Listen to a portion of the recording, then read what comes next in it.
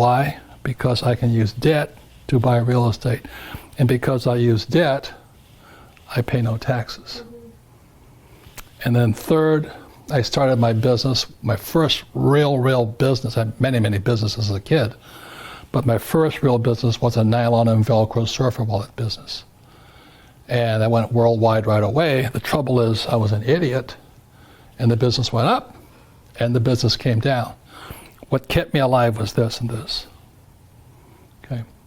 So you may say, well, aren't you working for money? But we'll go into that next. I don't want what's called a paycheck. I want cash flow.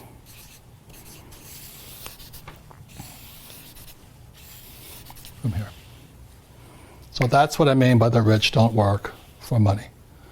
You want cash flow that pays very little taxes, and I can use lots of debt over here. The average person who went to school, their biggest liability they have is student loans, of course. Yeah, of course, definitely. I mean, it's horrible what they do to you guys today. You have student loan, which is the worst type of debt of all because you cannot declare bankruptcy on it. And then you get out, you try and buy a house, and you call it an asset when it's really a liability. Why? Because the cash is flowing that way. Your house costs you money. You rent a house, it still costs you money. Okay? Then you have to have a nice car. I had one of those.